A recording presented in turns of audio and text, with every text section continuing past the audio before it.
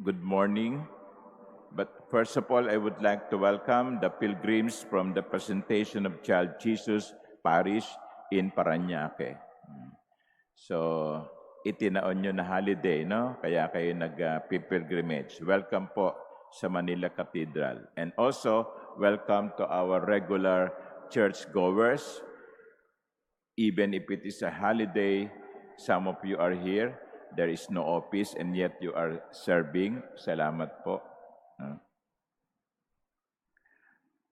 I mentioned earlier that our celebration today is memorial of Pope Pius X, Saint Pius X.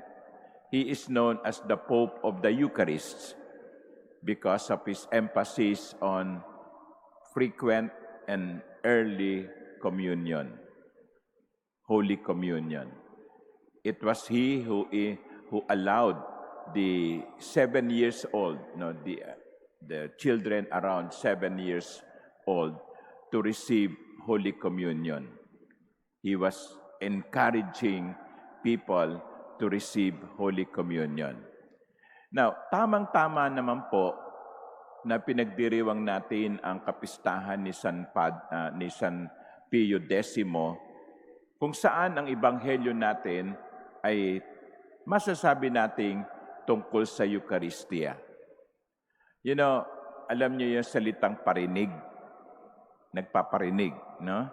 Hindi mo diretsa ang sinasabi sa kanya, nagpaparinig ka. Yung sabi, yung isa nga dyan kung umasta, kala mo kung sino no? Kala mo siyang may-ari no?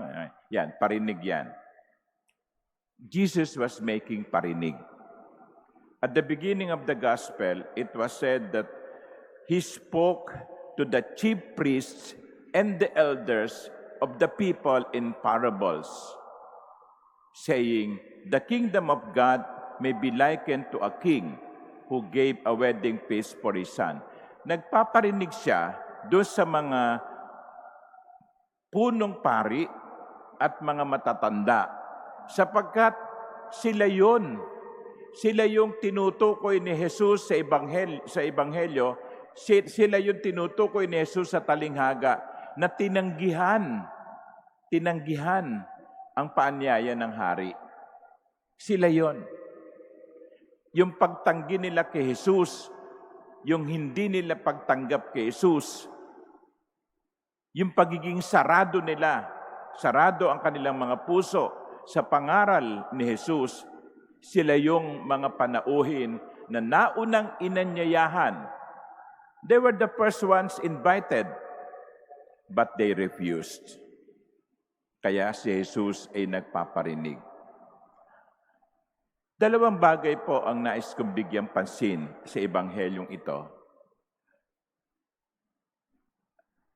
Ang Panginoon, katulad ng narinig natin sa ebanghelyo, ay paulit-ulit na nag-aanyaya sa atin, lalo na sa banal na Eucharistia.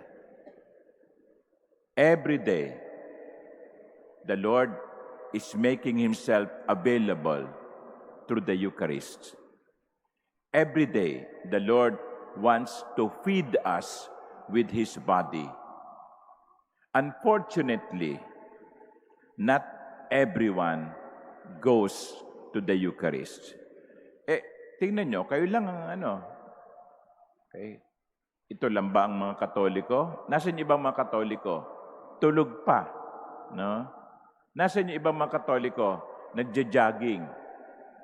Nasaan yung ibang mga Katoliko? Papunta na sa trabaho. That is unfortunate.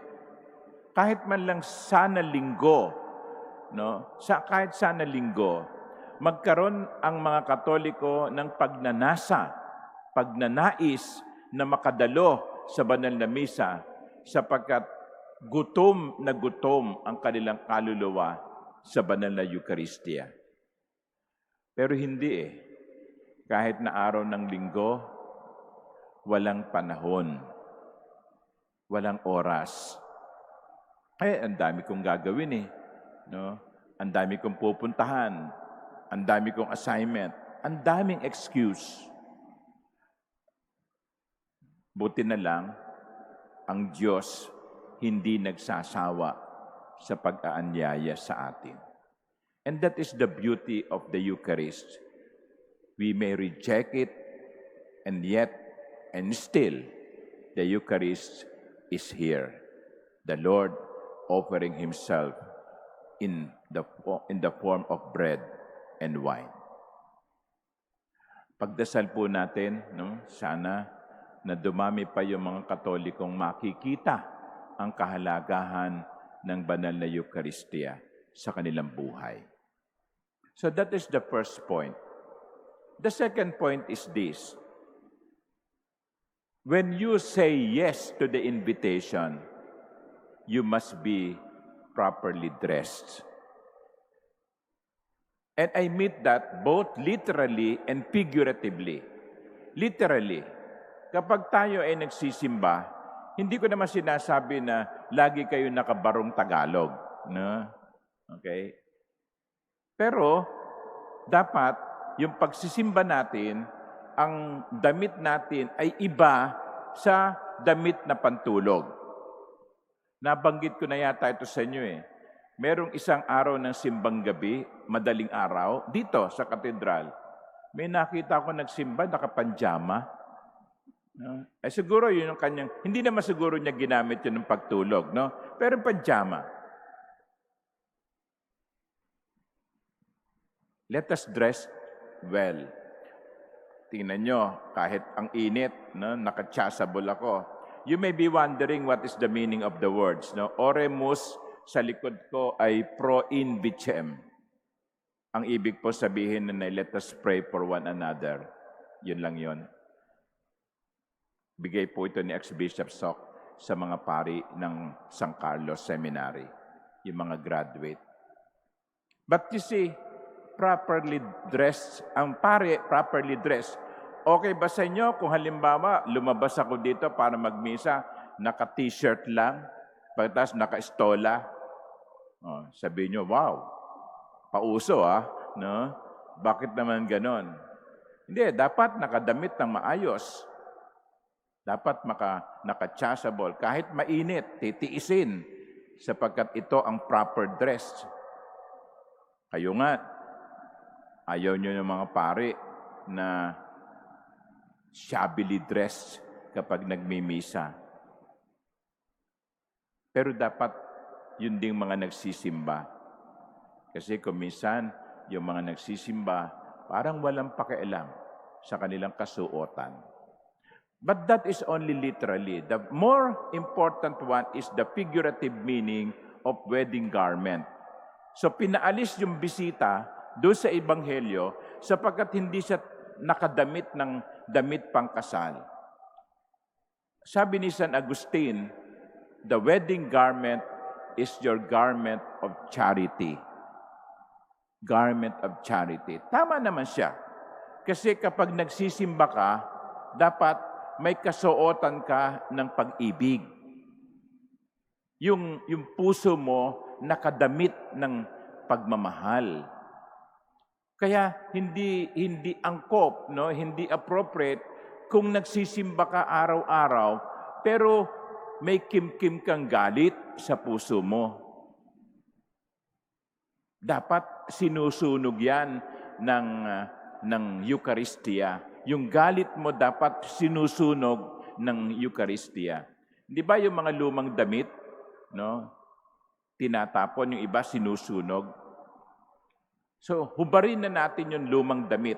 Ano yung lumang damit? Lumang damit ng inggit, lumang damit ng galit, lumang damit ng panggugulang, lumang damit ng kahalayan. Kasi hindi natin pwedeng isuot yun sa misa.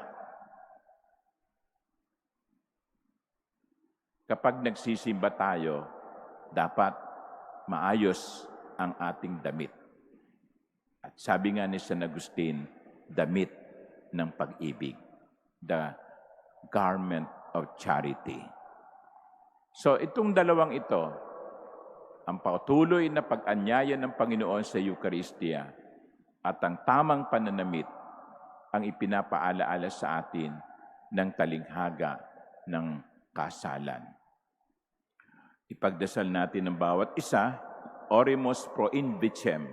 Let us pray for one another that we may always be open to the invitation of the Lord to the Eucharist, and that we may always come in a wedding, in a garment that is proper to the wedding.